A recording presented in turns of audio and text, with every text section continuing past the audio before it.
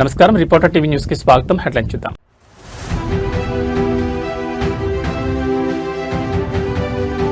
AP విద్యాశాఖలో సరికొత్త చరిత్ర. 10th రిజల్ట్స్ లో ప్రభుత్వ పాఠశాల రికార్డు స్థాయి విన్యాసం.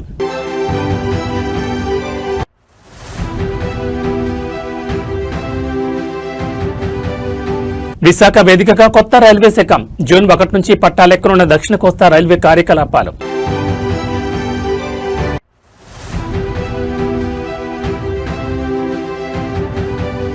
హన్మకొండలో ఫ్లెక్సీల వార్. మున్సిపల్ కార్యాలయం ముట్టడికి దిగిన బీఆర్ఎస్ శ్రేణులు.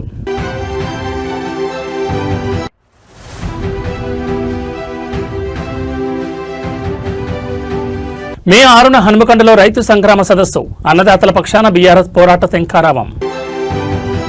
ఇక డీటెయిల్స్ చూస్తే ఆంధ్రప్రదేశ్ విద్యాశాఖలో సరికొత్త చరిత్ర లిఖించబడింది. ఒకప్పుడు ప్రభుత్వ పాఠశాలలంటే కేవలం మధ్యాహ్న భోజనం కోసమే అనే అపవాదం ఉండేది. కానీ నేడు ఆ పాఠశాలలే కార్పొరేట్ సంస్థలకు సవాల్ విసురుతూ 10వ తరగతి ఫలితాల్లో ప్రబోధన సృష్టించాయి. విద్యాశాఖ మంత్రి నారా లోకేష్ బాధ్యతలు చేపట్టిన అనతికాలంలోనే తీసుకొచ్చిన పెను మార్పులు ఇప్పుడు దేశవ్యాప్తంగా చర్చనీయాంశంగా మారాయి.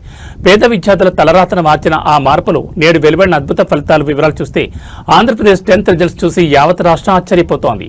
చిన్నప్పటి నుంచి ఎన్నడూ చూడని విధంగా ప్రభుత్వ పాఠశాలల విద్యార్థులు రికార్డు స్థాయి మార్కులతో మెరిశారు. విద్యాశాఖ మంత్రిగా లోకేష్ బాధ్యతలు చేపట్టగానే ముందుగా పాఠశాలలో ఖాళీగా ఉన్న ఉపాధ్యాయ పోస్టులపై దృష్టి సారించారు. నిరంతర పర్యవేక్షణ మరియు ఉపాధ్యాయుల నియామకంతో బోధనా వ్యవస్థను గాడిలో పెట్టారు. ప్రైవేట్ స్కూళ్లకు వెళ్లలేని నిరుపేద విద్యార్థులకు కూడా అత్యున్నత ప్రమాణాలతో కూడిన విద్యను అందించాలనే లక్ష్యంతో మౌలిక సదుపాయాలను మెరుగుపరిచారు.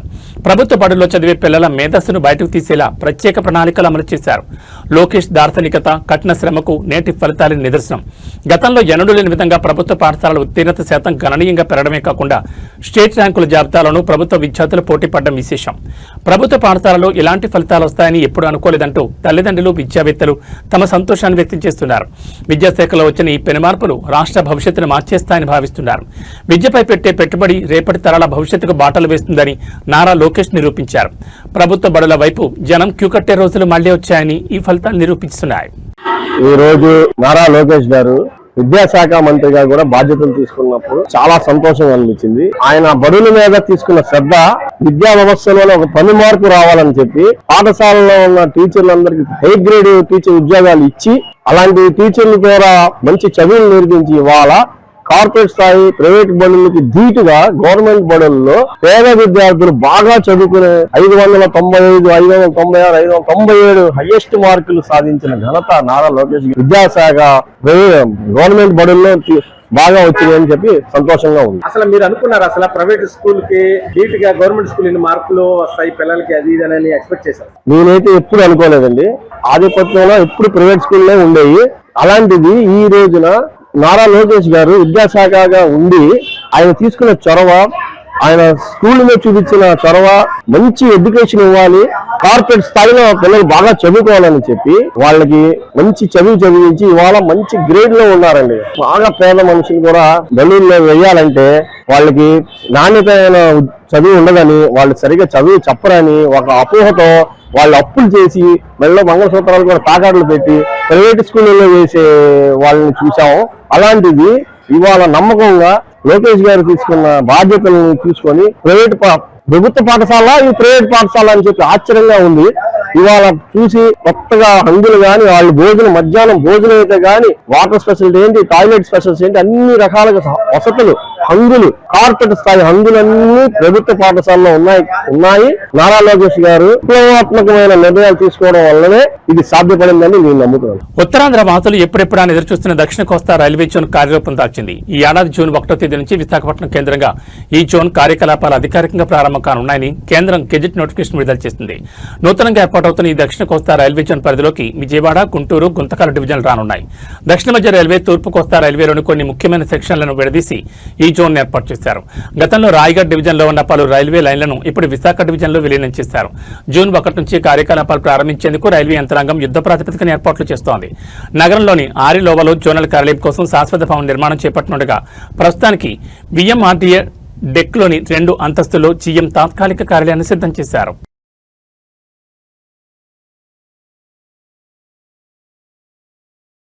బోరుగల్లు గడ్డపై రాజకీయ సెగలు రాజుకున్నాయి. బీఆర్ఎస్ వర్కింగ్ ప్రెసిడెంట్ కేటీఆర్ పర్యటన నేపథ్యంలో వరంగల్ నగరం గులాబీమయమైంది. అయితే అధికార కాంగ్రెస్ ప్రభుత్వం బీఆర్ఎస్ ఫ్లెక్సీల తోరణాలను తొలగించడం ఇప్పుడు తీవ్ర ఉద్రిక్తతకు దారితీసింది. గులాబీ జెండా కనిపిస్తేనే రేవంత్ రెడ్డి సర్కార్ వణుకుతోందంటూ బీఆర్ఎస్ శ్రేణులు మున్సిపల్ కార్యాలయం ముట్టడించాయి. వరంగల్లో నిర్వహించి బీఆర్ఎస్ రైతు సంగ్రామ సదస్సు రాజకీయంగా పెనుదుమారం రేపుతోంది. కేటీఆర్ పర్యటనను పురస్కరించుకుని బీఆర్ఎస్ నాయకులు నగరమంతటా భారీగా గులాబీ తోరణాలు, జెండాలను ఏర్పాటు చేశారు. అయితే మున్సిపల్ అధికారులు వాటిని తొలగించడంతో బీఆర్ఎస్ నేతలు అగ్గి మీద గుగ్గిలమవుతున్నారు. ప్రభుత్వ తీరును నిరసిస్తూ గ్రేటర్ వరంగల్ మున్సిపల్ కార్యాలయం ఎదుట బీఆర్ఎస్ శ్రేణులు భారీ ధర్నాకు దిగాయి. రేవంత్ సర్కార్కు వ్యతిరేకంగా నినాదాలు చేస్తూ మున్సిపల్ కార్యాలయం ఎదుట బైఠాయించాయి. రేవంత్ రెడ్డి ఎన్ని అడ్డంకులు సృష్టించినా, ఎన్ని జెండాలు పీకించినా వరంగల్ గడ్డపై కేసీఆర్ సైన్యం వెనక్కి తగ్గదని నాయకులు స్పష్టం చేశారు. రైతులు గోసను వినకుండా కేవలం రాజకీయ కక్ష సాధింపులకే ప్రభుత్వం పరిమితమైందని వారు విమర్శించారు. ఎన్ని ఆంక్షలు విధించినా రైతు సంగ్రామ సదస్సును దిగ్విజయం చేస్తామని, రైతుల పక్షాన తెలంగాణ ప్రజల ఆకాంక్షల కోసం బీఆర్ఎస్ పోరాటం ఆపే ప్రసక్తే లేదని నేతలు ధీమా వ్యక్తం చేశారు. నిరసనలతో వరంగల్ మున్సిపల్ కార్యాలయం వద్ద భారీగా పోలీసులు మోహరించారు. ప్రభుత్వ తీరుపై బీఆర్ఎస్ శ్రేణులు చేస్తున్న ఈ పోరాటం బోరుగల్లు రాజకీయాలు వేడిని పెంచింది. మరి కేటీఆర్ పర్యటనకు ముందు ఈ వివాదం ఇంకెన్ని మలుపులు తిరుగుతుందో చూడాలి.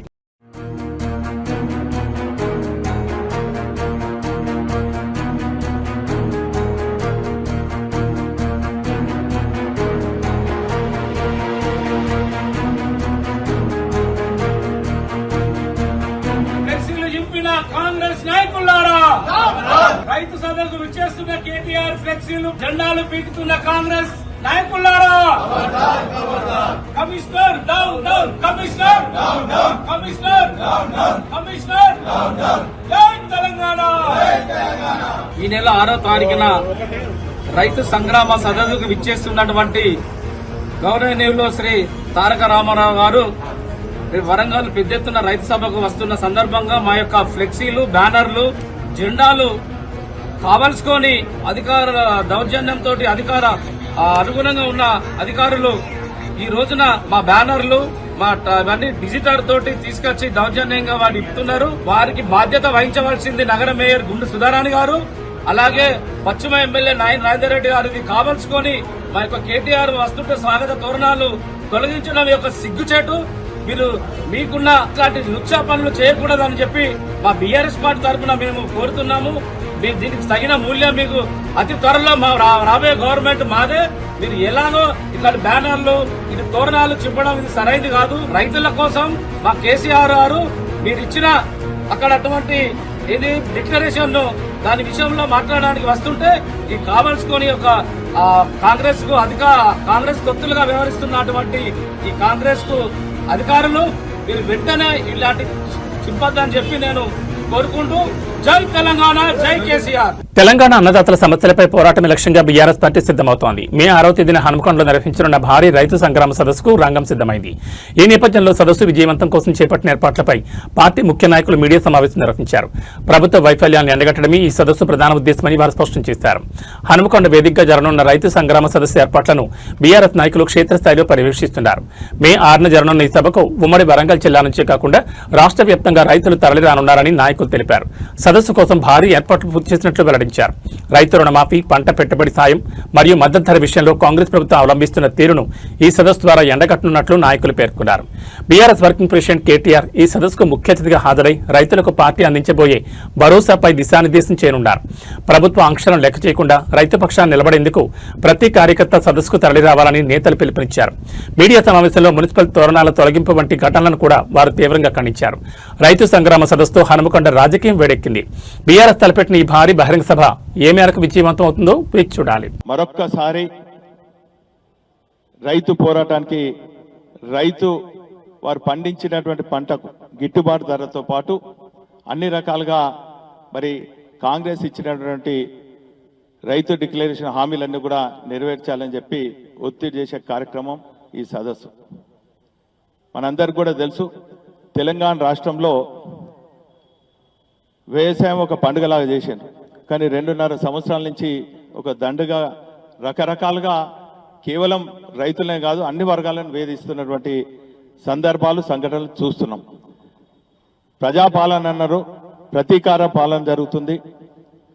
మరి ఈరోజు రైతు సంగ్రామ సదస్సు మేము నిర్వహిస్తే ఈరోజు అక్కడ పోటీగా రైతు మేళాల పేరిట 3 రోజుల పాటు నిర్వహిస్తున్నారు. అది ఒక బ్యాండ్ మేళా లాగా ఉంది. హృదయపూర్వక నమస్కారం. తెలంగాణ రాష్ట్రం సాకారం కాకముందు తెలంగాణలో ఉన్న రైతుల గోస, రైతుల పరిస్థితి మనందరికీ తెలిసిన విషయమే.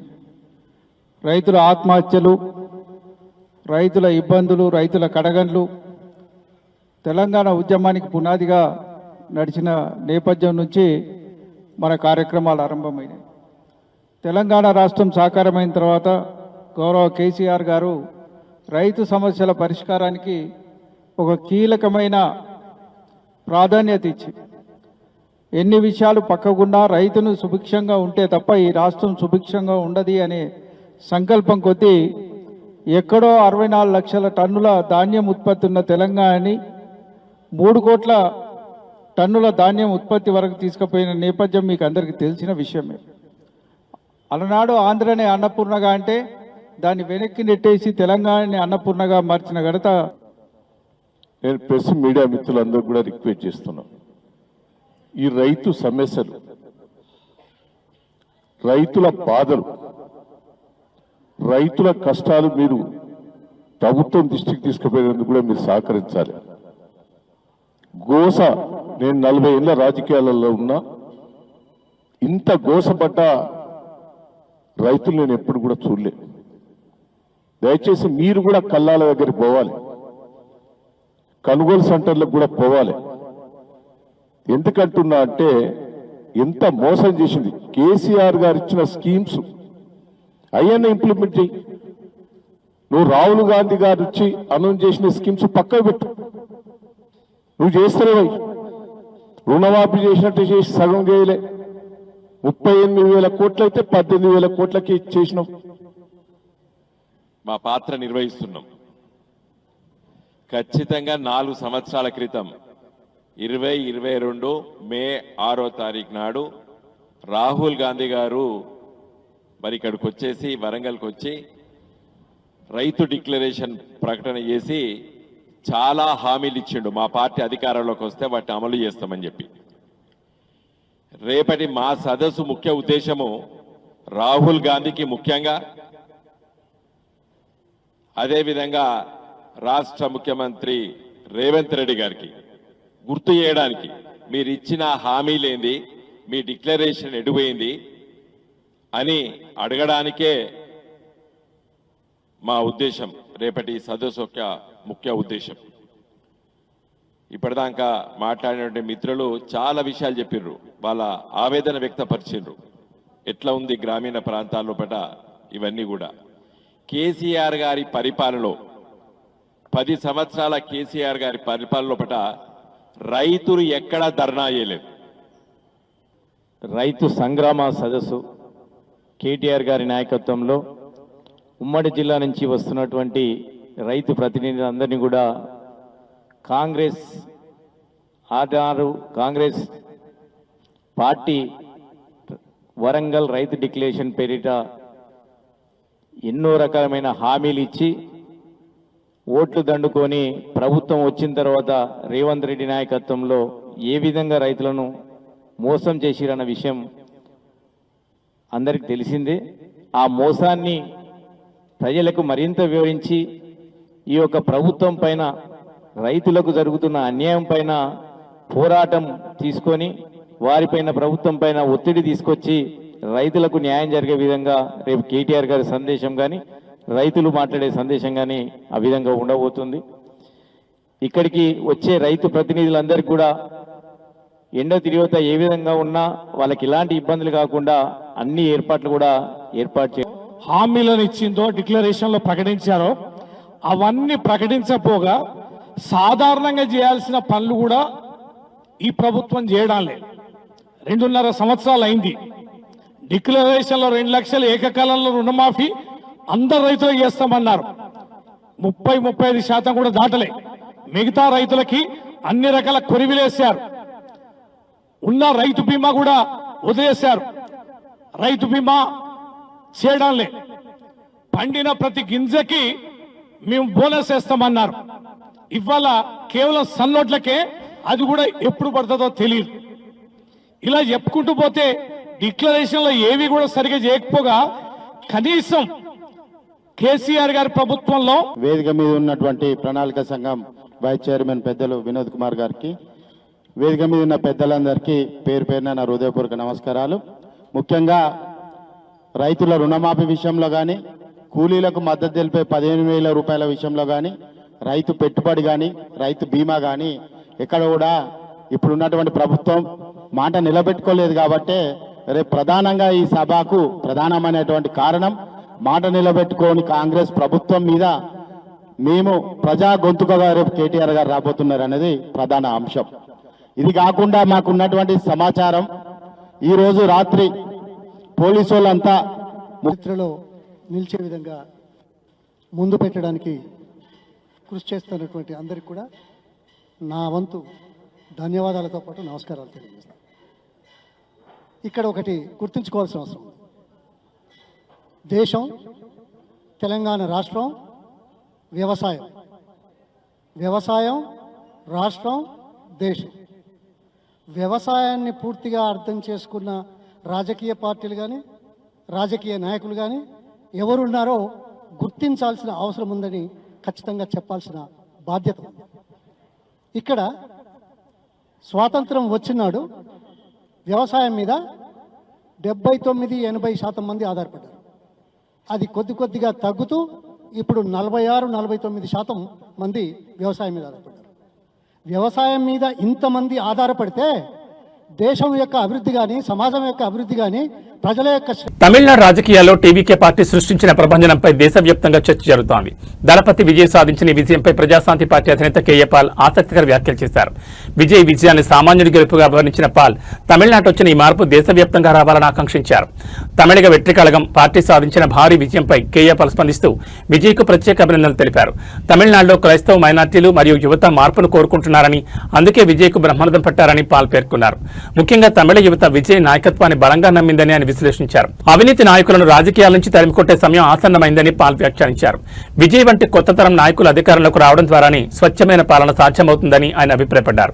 కేవలం తమిళనాడుకే పరిమితం కాకుండా దేశవ్యాప్తంగా ఇలాంటి రాజకీయ మార్పు రావాలని కోరుకుంటున్నట్లు పాల్ తెలిపారు. కాబోయే ముఖ్యమంత్రిగా విజయ్ తమిళ ప్రజల ఆకాంక్షలను నెరవేరుస్తారని ఆశాభావం వ్యక్తం చేశారు. తమిళనాట విజయ్ గెలుపును తనదైన శైలిలో స్వాగతించిన కేఏ పాల్ రాబోయే రోజుల్లో తాను కూడా ఇలాంటి మార్పు కోసమే పోరాడతానని సంకేతాలు ఇచ్చారు. ఏదేమైనా పాల్ చేసిన వ్యాఖ్యలు ఇప్పుడు సోషల్ మీడియాలో వైరల్ అవుతున్నాయి. I want to congratulate actor Vijay Joseph of Tamil Nadu, who won 106 out of 234 MLA seats and becoming the next chief minister. Yes, there are key reasons why. Number one, he has an incredible following, but every poll, every pundit predicted he would only win 1 to 5 seats at all. Not more than that, or 8 to 10%. Not more than the percentage. But all have become wrong. I have predicted he would win. I prayed he would win. And I told my key coordinators he would win. Why? Number one, I met with Chief Minister Stalin 3 years ago. Told him how my plan is to do Global Peace Summit to bring billions of dollars and create lakhs of jobs. During my 90-minute meeting, he welcomed. And I told him, our Telugu chief ministers are not giving permission. Then we planned last year. We applied for the permission in December, but the permissions were denied. After thorough investigation, hundreds of my coordinators, including Tamil, Telugu, English coordinators, met him and met his son, senior leaders like Ranganathan and others. Shockingly, 1 week before I found out that Paul Dinakaran, who is related to his son Udayanidhi Dinakaran, Deputy CM, refused to give any permission to us. So listen what I said on February 18th for the 22nd crusade in Park Hotel. So Mr. Stalin, truly speaking, I am here to support secularism, democracy, the nation of India. Now you listened. On February 20th, again I went to the Chennai Press Club, which is very rare, sitting with Archbishop of Anglican, and see what I stated. If you don't give permission, In 48 hours, we are going to the court. Then one day before he gives the permission. Even through you, I am extending invitation to that young actor Vijay also. Because this is not a political rally, but supported by 18 political parties of India, including the Congress and BJP. You read the letters, you see the videos. But if the local chief minister refuses to support, give us the reason why. You should have told me 30 days ago. What could we do?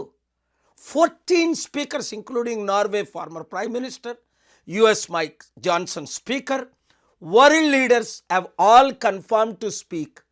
And we needed permission 30 days before. And we applied 40 days before to create jobs, to help. And he refused to give. And then finally, you see what I said on the day, February 22nd, I said, Mr. Stalin, if you don't call tomorrow, if you don't change, you will become ex-chief minister, just like Jayalalitha became in 2004. Because if their heart is not changed after election, Mr. Stalin. Tamil Nadu ఎన్నికల ఫలితాలు భారత రాజకీయాల్లోని పెను సంచలనం రేపాయి. మొదటిసారి ఎన్నికల బరిలో దిగిన దళపతి విజయ్ నేతృత్వంలోని తమిళగ వెట్రి కళగం ఏకంగా 108 స్థానాలు కైవసం చేసుకుని రాష్ట్రంలోని అతిపెద్ద పార్టీగా అవతరించింది. అయితే సింహాసనాన్ని అధిష్ఠించేందుకు అవసరమైన మెజార్టీకి కేవలం అడుగు దూరంలో విజయ్ ఆగిపోయారు. ఈ క్రమంలో తదుపరి వ్యూహం ఏంటి? ఏ కూటమి మద్దతుతో ప్రభుత్వం ఏర్పాటు చేయబోతున్నారు? ఈ ఉత్కంఠకు తెరదించేందుకు నేడు విజయ్ తన పార్టీ ఎమ్మెల్యేలతో అత్యవసర భేటీ నిర్వహించనున్నారు. తమిళనాడు అసెంబ్లీలో మొత్తం 234 స్థానాలుండగా మ్యాజిక్ ఫిగర్ 118కి చేరుకోవాలంటే విజయ్ పార్టీకి మరికొంత బలం అవసరం. ప్రస్తుతం టీవీకే 108 స్థానాల్లో విజయం సాధించి జెండా ఎగురవేసింది. ప్రభుత్వం ఏర్పాటు చేయాలంటే మరో 10 మంది ఎమ్మెల్యేల మద్దతు అనివార్యంగా మారింది. గెలిచిన ఎమ్మెల్యేలతో విజయ్ ఈ రోజు ముఖాముఖి చర్చించనున్నారు. ఎవరి మద్దతు తీసుకోవాలి, ఏ పార్టీతో పొత్తు పెట్టుకుంటే భవిష్యత్తులో ఇబ్బందులుండవు అనే అంశాలపై పార్టీ శ్రేణుల నుంచి అభిప్రాయాలు సేకరించనున్నారు.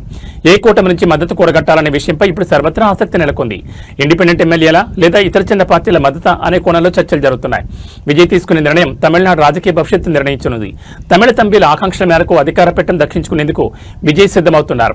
మరి కాసేపట్లో ప్రారంభం కానున్న భేటీ తర్వాత ప్రభుత్వం ఏర్పాటుపై క్లారిటీ వచ్చే అవకాశం ఉంది. దళపతి ముఖ్యమంత్రిగా ప్రమాణ స్వీకారం చేస్తారా లేక కొత్త రాజకీయ సమీకరణాలు తెరపెత్తేస్తారా అన్నది వేచి చూడాలి.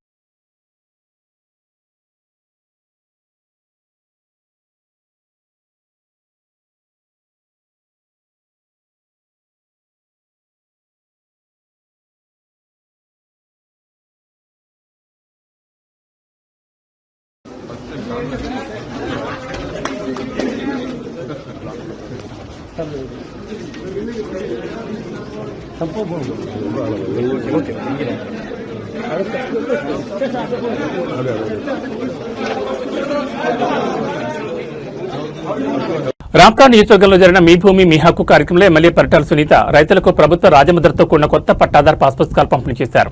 ఈ సందర్భంగా మాట్లాడుతూ గత ప్రభుత్వంలో రైతుల భూముల విషయంలో జరిగిన ఇబ్బందులను ప్రస్తావిస్తూ సొంత భూమి పత్రాలపై జగన్ మోహన్ రెడ్డి తన ఫోటో వేయించుకోవడంపై మండిపడ్డారు. చెన్నై, కొత్తపల్లి, వెల్దురి, బ్రాహ్మణపల్లి పంచాయతీలకు చెందిన దాదాపు 11,482 మంది రైతులకు ప్రభుత్వం అధికారిక ముద్రతో కూడిన పాస్ పుస్తకాలను అందించారు. అదేవిధంగా మహిళా సాధికారతకు పెద్దపీట వేస్తూ ఇన్ఫిన్స్ చారిటబుల్ ఫౌండేషన్ సహకారంతో 500 మంది మహిళలకు 50% సబ్సిడీపై కుట్టు మిషన్లను అందజేశారు. నియోజకవర్గంలో మొత్తం 8,000 మంది మహిళలకు ఈ పథకాన్ని వర్తింపజేస్తున్నామని, విద్యార్థులకు సైకిల్ ఇచ్చేందుకు కూడా సంస్థ ముందుకొచ్చిందని వెల్లడించారు. వీటితో పాటు ఐకేపీ యానిమేటర్లకు సెల్ ఫోన్లు, 5 లబ్ధిదారులకు 2.90 లక్షల విలువైన సీఎంఆర్ఎఫ్ చెక్కులను ఆమె పంపిణీ చేశారు. ఈ కార్యక్రమంలో స్థానిక అధికారులు, పెద్ద సంఖ్యలో కూటమి నేతలు పాల్గొన్నారు.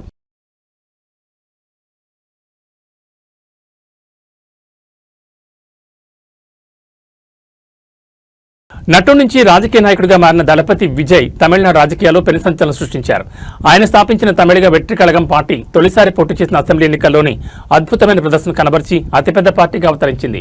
మొత్తం 108 స్థానాలు గెలుచుకున్నప్పటికీ ప్రభుత్వ ఏర్పాటుకు అవసరమైన 118 స్థానాల మ్యాజిక్ ఫిగర్ కు కొద్ది దూరంలో నిలిచిపోయింది. దీంతో తమిళనాడులో హంగ్ అసెంబ్లీ ఏర్పడగా రాష్ట్ర రాజకీయ భవిష్యత్పై తీవ్ర ఉత్కంఠ నెలకొంది. ఈ రాజకీయ అనిశ్చితి నడుమ ప్రభుత్వ ఏర్పాటుకు విజయ్ చురుగ్గా పావులు కదుపుతున్నారు. అతిపెద్ద పార్టీగా అవతరించిన తమను ప్రభుత్వ ఏర్పాటుకు ఆహ్వానించాలని కోరుతూ ఆయన రాష్ట్ర గవర్నర్ రాజేంద్ర ఆర్లేకర్కు లేఖ రాశారు. రాజ్భవన్ కు ఇమెయిల్ ద్వారా ఈ లేఖను పంపినట్లు సమాచారం. అసెంబ్లీలో 2 వారాల్లోగా తమ బలాన్ని నిరూపించుకుంటామని విజయ్ ఆ లేఖలో స్పష్టం చేసినట్టు తెలుస్తోంది. ఈ పరిణామం రాష్ట్ర రాజకీయాలను మరింత వేడెక్కించింది. తాజా ఎన్నికల ఫలితాల్లో అధికార డీఎంకే 59 స్థానాలతో 2వ స్థానానికి, ఏఐఏడీఎంకే 47 స్థానాలతో 3వ స్థానానికి పరిమితమయ్యాయి. ఈ నేపథ్యంలో కొత్త రాజకీయ సమీకరణాలు తెరపైకొస్తున్నాయి. డీఎంకేను అధికారానికి దూరం పెట్టేందుకు ఏఐఏడీఎంకే విజయ్కి మద్దతిస్తుందా, లేక కాంగ్రెస్ 5 ఇతర ప్రాంతీయ పార్టీలు స్వతంత్రతో కలిసి విజయ్ సర్కార్ ఏర్పాటు చేస్తారా అనే దానిపై ఊహాగానాలు మొదలయ్యాయి. ఇప్పటికే కాంగ్రెస్ నేతలు విజయ్తో టచ్లో ఉన్నారని, రాహుల్ గాంధీ సైతం ఆయనతో ఫోన్లో మాట్లాడినట్లు వార్తలు వస్తున్నాయి. దశాబ్దాలుగా తమిళనాడు రాజకీయాలను శాసించిన డీఎంకే, ఏఐఏడీఎంకేల ద్విముఖ పోరుకు విజయ్ పార్టీ అనూహ్యంగా తెరదించింది. గవర్నర్ నిర్ణయం, పొత్తుల చర్చల తర్వాతే తమిళనాడు రాజకీయ భవిష్యత్పై స్పష్టత రానుంది.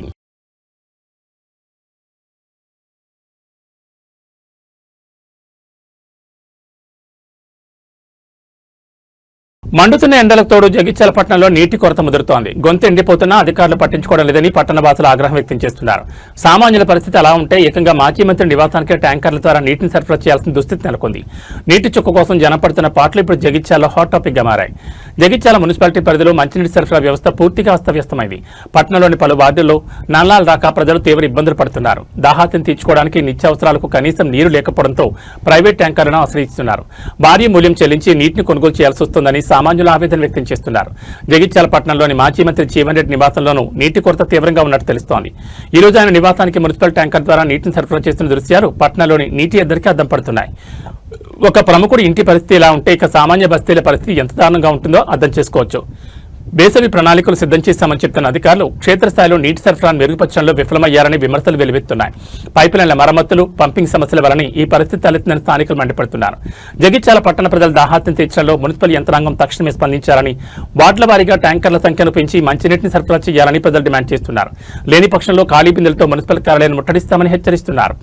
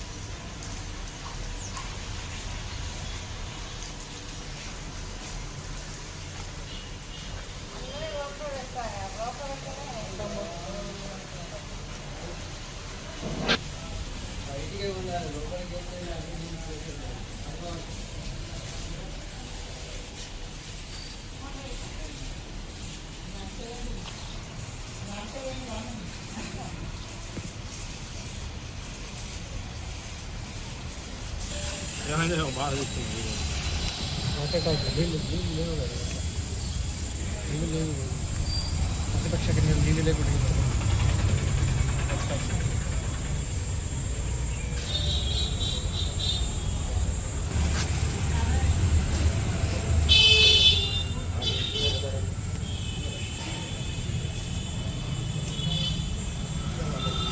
తెలంగాణ రాజకీయాల్లో అధికార కాంగ్రెస్ మరియు ప్రతిపక్ష బీఆర్ఎస్ నేతల మధ్య మాటల యుద్ధం ముదురుతోంది. ముఖ్యమంత్రి రేవంత్ రెడ్డిపై బీఆర్ఎస్ వర్కింగ్ ప్రెసిడెంట్ కేటీఆర్, మాజీ మంత్రి హరీష్ రావు చేస్తున్న విమర్శలకు కాంగ్రెస్ నేతలు గట్టిగా కౌంటర్ ఇస్తున్నారు. ఈ క్రమంలో ప్రభుత్వ విప్ అడ్లూరు లక్ష్మణ్ కుమార్ బీఆర్ఎస్ అగ్రనేతలపై తీవ్రస్థాయిలో విరుచుపడ్డారు. నిజమైన పాపాల భైరవులు వాళ్లే అంటూ ఆయన చేసిన వ్యాఖ్యలు ఇప్పుడు రాజకీయ వర్గాల్లో చర్చనీయాంశంగా మారాయి. ప్రభుత్వ విప్ అడ్లూరు లక్ష్మణ్ కుమార్ మీడియాతో మాట్లాడుతూ కేటీఆర్, హరీష్ రావుల తీరుపై నిప్పులు చెరిగారు. కేటీఆర్, హరీష్ రావు నోటుకొచ్చినట్లు మాట్లాడుతున్నారని, అధికారంలో లేమన్న ఫ్రస్ట్రేషన్లో ఏవేవో వ్యాఖ్యలు చేస్తున్నారని అడ్లూరు మండిపడ్డారు. తెలంగాణను 10 ఏళ్ల పాటు దోచుకున్న అసలైన పాపాల భైరవులు బీఆర్ఎస్ నేతలేనని ఆయన ధ్వజమెత్తారు. మేమే రాజులం, మేమే మంత్రులం అన్నట్లుగా వారి వ్యవహార శైలి ఉందని విమర్శించారు. ప్రజాబలంతో ముఖ్యమంత్రి రేవంత్ రెడ్డిపై బీఆర్ఎస్ నేతలు చేస్తున్న అనుచిత వ్యాఖ్యలు దారుణమని, ఇది ప్రజాస్వామ్యాన్ని అవమానించడమేనని ఆయన పేర్కొన్నారు. ముఖ్యమంత్రిపై వ్యక్తిగత విమర్శలు చేయడం మానుకోవాలని, లేని పక్షంలో ప్రజలే బుద్ధి చెప్తారని హెచ్చరించారు. ఖబర్దార్, ఎక్కడైనా పద్ధతి మార్చుకోనంటూ బీఆర్ఎస్ నేతలకు అడ్లూరు స్ట్రాంగ్ వార్నింగ్ ఇచ్చారు. బీఆర్ఎస్ హయాంలో జరిగిన అవినీతిపై విచారణ జరుగుతుండటంతోనే ఆ పార్టీ నేతలు భయపడుతున్నారని అడ్లూరు లక్ష్మణ్ ఎద్దేవా చేశారు. రాష్ట్ర అభివృద్ధికి అడ్డంకులు సృష్టించడం మానుకోవాలని ఆయన హితవు పలికారు. ప్రధాన ప్రతిపక్ష నాయకుడు 2014 నుంచి 18, 18 నుంచి 23 వరకు, డిసెంబర్ వరకు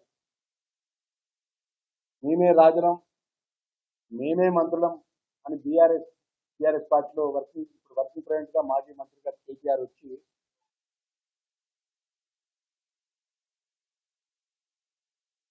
రాజ్యాంగ పరంగా డాక్టర్ బిఆర్ అంబేద్కర్ రాజ్యాంగ పరంగా ప్రజాస్వామ్య పద్ధతుల్లో పాటు ఎన్నుకోబడ్డ ఒక ముఖ్యమంత్రి గారిని పట్టుకొని అత్యంత నోరు ఉన్నది కదా అని చెప్పేసి ఆ మాట్లాడిన భాషలు కేటీఆర్ మేము కూడా మాట్లాడబడుతాం. ఇక్కడ మైక్ ముందు మేము కూడా మీ మీద వ్యక్తిగతంగా మాట్లాడే శక్తి మాకున్నది. కానీ నువ్వు మాట్లాడిన మాటలు యావత్ తెలంగాణ ప్రజలు మొత్తం చూస్తున్నారు. ఏదైతే 2023లో ప్రజలు తిరస్కరించినంత నీకు, నీ బావకు, నీ నాయనకు, నీ పార్టీకి మనసులో పడతలేదు. ముఖ్యమంత్రి గారికి, ఆ దొంగతనం చేసినటువంటి దొంగలకు, చెంచల్ కూడా జైల్లో ఉన్నప్పుడు పరిచయం అనేది అత్యంత దారుణంగా మాట్లాడము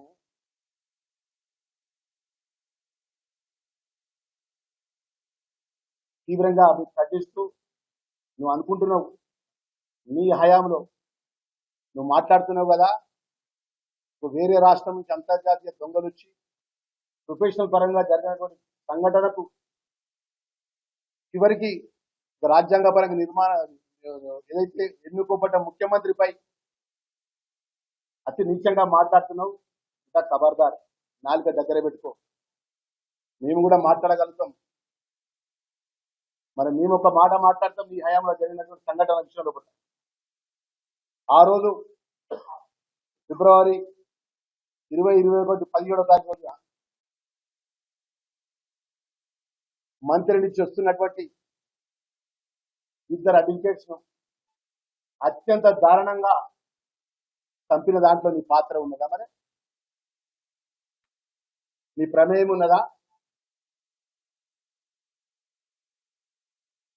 మధుకరణ ఒక దళితుని మంత్రిని దగ్గరలో ఒక దళితుడు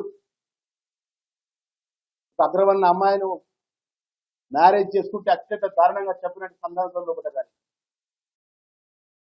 అన్నదాతకు అగజాట్లు తప్పడం లేదు. ఆరుగాలం కష్టపడి పండించిన పంటను అమ్ముకుందామంటే కొనుగోలు కేంద్రాల్లో చుక్కెదురవుతోంది. కొనుగోలు కేంద్రాలు తెరిచి నెల రోజులు గడుస్తున్నా నేటికి కాంటాలు కాకపోవడంతో మహబూబాబాద్ జిల్లా నెల్లికుదురులో రైతులు రోడ్డెక్కారు.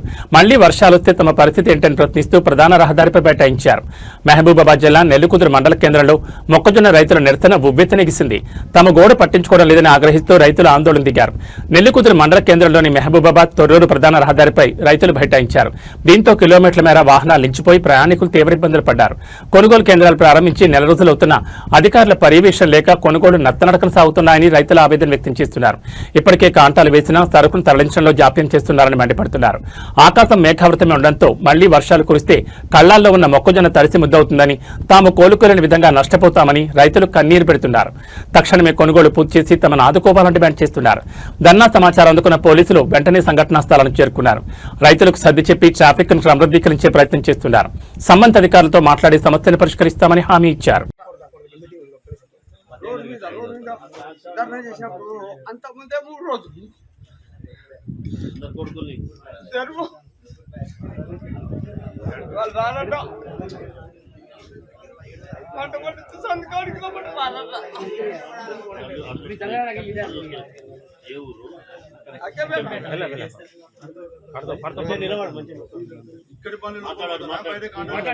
బయట వస్తానని ఆనే పెట్టినప్పుడు 2వ తారీఖు 5వ నెల ఇచ్చిండు. కాంట అయినవి 18వ తారీఖు ట్రైన్ నెల 18 లక్షలు కాంట అయినాయి 5వ తారీఖు 2వ తారీఖు ఇప్పుడు నిన్న సీరియల్ నెంబర్ సీరియల్ నెంబర్ 2వ తారీఖు 5వ నెల ఉన్నాయి. రోజు వస్తాను పోతాను సార్. పోతా అంటే మొత్తం జొన్నలు బండ్లు పోతాంటే వస్తాంటే ఎదురైతే సింగరాపురం పడ్డ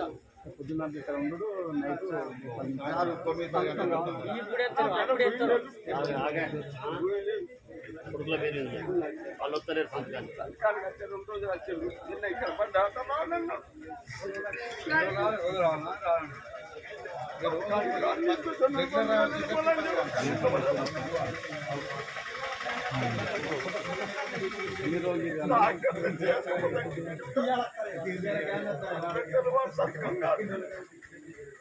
సంతకం పెడతారు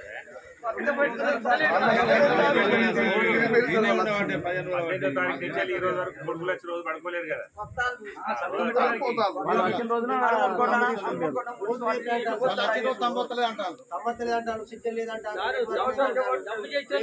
వాళ్ళ తరఫున దమ్ము చెప్తాను. నేను వచ్చారకు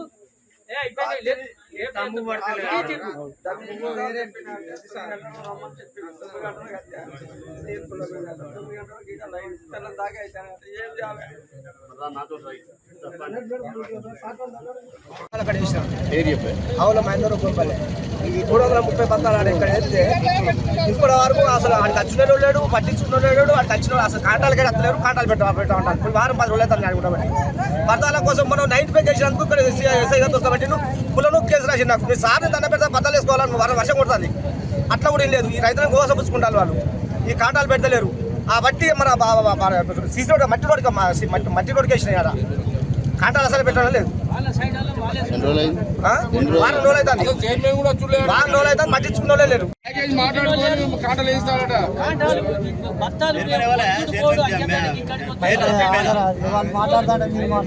సంతులు కట్టుకొని వచ్చాడు. ఇంత బుక్కడి దీనుడు నీ మంచిలు దొరకాయి, ఏం దొరకాయి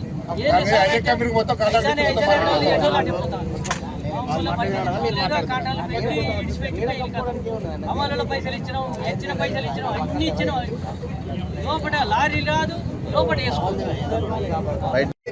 150 బత్తాలు తెచ్చినాడు పెట్టినా కాంట అవును లేదు. అది కాంట చేసుడు లేదు. ఏంటంటే రేపు ఎల్లుండి అంటాను. అది చేసుడు లేదు. అలాగే బత్తాలు అవ్వటం లేదు. కాంటాలు అయినాయి బాబాయ్ సుతలు అవ్వటం లేదు. ఇక బయటికి అంటే బయటికి చెప్తాను. అలా కాదు చెప్తాను. ఖర్చుతో వచ్చింది. దిగుబడి తెచ్చిన కానీ కాంట పెట్టలేదు. ఇంకా ఎన్ని క్వింటాలు అయితే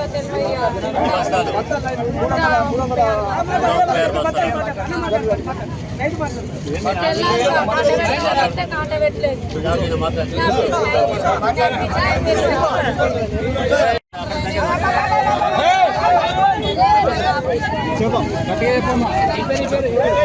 తెల్లారా కడుపులో పైకి కాంటాలు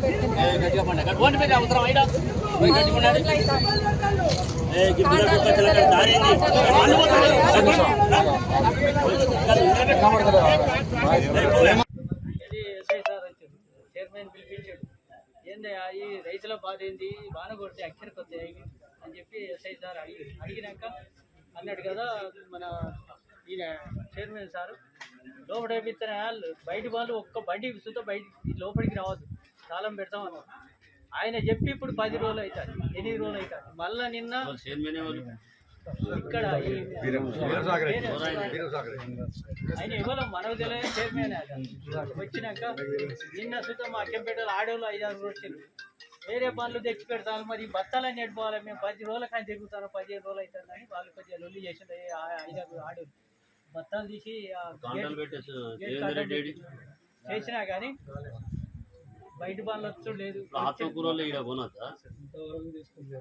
మెట్ గాలా 2026 వేదికపై రిలయన్స్ అధినేత ముఖేష్ అంబానీ ముద్దుల తనయ ఇషా అంబానీ తన అద్భుతమైన వస్త్రధారణతో భారతీయ కళలు సంస్కృతిని ప్రపంచానికి చాటి చెప్పారు. ప్రముఖ డిజైనర్ గౌరవ్ గుప్తా రూపొందించిన ప్రత్యేకమైన చీరకట్లో ఆమె మెరిసిపోయారు. ఈ చీరపై చేత్తో చిత్రించిన పిచ్వాయ్ కళాఖండాలందరినీ ఆకట్టుకున్నాయి. రిలయన్స్ రీటైల్ సంస్థ స్వదేశ్ కు కళాకారులు స్వచ్ఛమైన బంగారు తీగలతో నేసిన అంచు ప్రత్యేక ఆకర్షణగా నిలిచింది. ముఖ్యంగా ఆమె ధరించిన బ్లౌజ్ 1800 క్యారెట్ల వజ్రాలు, ఎమరాల్డ్స్, పోల్కి నగలతో మెరిసిపోవడమే కాకుండా అందులో నిజాం నవాబుల నాటి అరుదైన సర్పేచ్ ఆభరణాన్ని చేర్చడం ఒక చారిత్రాత్మక స్పర్శనిచ్చింది. ఈ ఆభరణాలన్నీ తన తల్లి నీతా అంబానీ కలెక్షన్లోనివని ఇషా పేర్కొన్నారు. వీటితో పాటు సుబోధ్ గుప్తా రూపొందించిన క్రోచెట్ బ్యాగ్లో మామిడి పండును పట్టుకోవడం ప్రత్యేక ఆకర్షణగా నిలిచింది. సౌరవ్ గుప్తా పేపర్ ఇత్తడితో రూపొందించిన గజ్రాను తలలో అలంకరించుకోవడం ద్వారా ఆమె భారతీయ మూలాలను అద్భుతంగా ప్రతిబింబించారు. అంతకుముందు జరిగిన ఫ్రీ మెట్ గాలా పార్టీలో కూడా భారత్లోని 26 రకాల విభిన్న ప్రాంతీయ హస్తకళల బోర్డర్లతో రూపొందించిన డ్రెస్సును ధరించి ఆమె అందరినీ ఆశ్చర్యపరిచారు.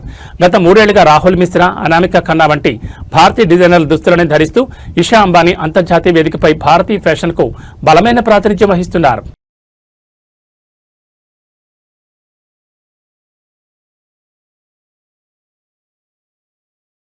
సోషల్ మీడియాలో వచ్చే తప్పుడు ప్రచారాలు ప్రాణాల మీద తెస్తాయని అనకాపల్లి జిల్లా ఎర్రంపాలెం గ్రామస్తుల పరిస్థితి నిరూపిస్తోంది. సోషల్ మీడియాలో వచ్చిన ఒక వీడియోను చూసి ఉమ్మెత్తకూర ఆరోగ్యమని నమ్మిన ఒకే కుటుంబానికి చెందిన గంగాభవాని, వీరలక్ష్మి, వీరబ్బు, జయలక్ష్మి అనే నలుగురు నిన్న ఆ కూర వండుకుని తిన్నారు. తిన్న కాసేపటికే తీవ్ర అస్వస్థతకు గురయ్యారు. ఇది గమనించిన స్థానికులు వారిని వెంటనే కాకినాడ జీజీహెచ్ ఆసుపత్రికి తరలించారు. ప్రస్తుతం వారి పరిస్థితి విషమంగా ఉన్నట్లు సమాచారం. వైద్యుల హెచ్చరిక ప్రకారం ఉమ్మెత్త అనేది అత్యంత విషపూరితమైన మొక్క. ఇందులో ఉండే ఆల్కలాయిడ్స్ నేరుగా నాడీ వ్యవస్థపై ప్రభావం చూపుతాయి. దీనికి ప్రత్యేకమైన విరుగుడు ఉండదని, శరీరంలో విషం శాతం పెరిగితే ప్రాణాపాయం తప్పదని వైద్యులు స్పష్టం చేస్తున్నారు. అమ్మవారి జాతర కోసం హైదరాబాద్ నుంచి సొంత ఊరికి వచ్చిన ఈ కుటుంబం ఇలాంటి చిన్న పొరపాటుతో ప్రాణాల మీద తెచ్చుకోవడం స్థానికులను కలిచివేస్తోంది. ఏమైనా ఆరోగ్య చిట్కాలు పాటించే ముందు అవి వాస్తవమో కాదో సరిచూసుకోవాలని, ముఖ్యంగా తెలియని మొక్కలను ఆహారంగా తీసుకోకూడదని ఈ ఘటన హెచ్చరిస్తోంది.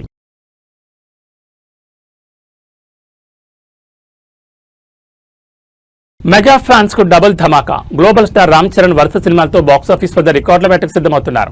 ఒకవైపు పెద్ద సినిమా విడుదలకు సిద్ధమవుతుండగా మరోవైపు క్రియేటివ్ డైరెక్టర్ సుకుమార్ దర్శకత్వంలో రాబోతున్న భారీ ప్రాజెక్ట్ RC-17 పై ఇప్పుడు బిగ్ అప్డేట్ వచ్చేసింది. రంగస్థలం వంటి ఇండస్ట్రీ హిట్ తర్వాత వీళ్ళిద్దరి కలయికలో రానున్న ఈ సినిమా ఎప్పుడు మొదలవుతుందో తెలుసుకుందాం. రామ్ చరణ్ ఇప్పటికే పెద్ద సినిమా షూటింగ్ పూర్తి చేసి జూన్ 4న విడుదలకు సిద్ధంగా ఉన్నారు. ఈ క్రమంలో ఆయన తదుపరి చిత్రం RC-17 పై మైత్రి మూవీ మేకర్స్ నిర్మాత చెర్రీ కీలక విషయాలు వెల్లడించారు. ఎంతో కాలంగా ఎదురుచూస్తున్న ఈ ప్రతిష్టాత్మక ప్రాజెక్టును జూలైలో పట్టాలెక్కించేందుకు చిత్ర యూనిట్ సన్నాహాలు చేస్తోంది. మైత్రి మూవీ మేకర్స్ సంస్థ ఈ చిత్రాన్ని అత్యంత భారీ బడ్జెట్తో నిర్మిస్తోంది. సుకుమార్ ఇప్పటికే ఈ సినిమా స్క్రిప్ట్ పనులను పూర్తి చేసి తుది మెరుగులు దిద్దే పనిలో నిమగ్నమై ఉన్నారు. ఈసారి కూడా తనదైన శైలిలో మరో శక్తివంతమైన మాస్ యాక్షన్ కథను ఆయన సిద్ధం చేసినట్లు సమాచారం. రంగస్థలం చిత్రంలో చిట్టిబాబుగా రామ్ చరణ్ కొత్త కోణంలో చూపించిన సుకుమార్ ఇప్పుడు RC-17లో చరణ్ ను ఇంకెంత పవర్ఫుల్ గా చూపిస్తారోనని ప్రేక్షకులు ఆసక్తిగా ఎదురుచూస్తున్నారు. ఈ ప్రాజెక్టుకు సంబంధించి మరిన్ని వివరాలు త్వరలోనే అధికారికంగా వెల్లడి కానున్నాయి. ముఖ్యంగా ఈ సినిమాకు దేవిశ్రీ ప్రసాద్ సంగీతం అందిస్తారా లేదా అనేది మెగా అభిమానుల్లో చర్చనీయాంశంగా మారింది. మొత్తానికి జూన్ నెలలో పెద్దితో థియేటర్లో సందడి చేయనున్న చరణ్ జూలై నుండి సుకుమార్ సినిమాతో బిజీ కానున్నారు.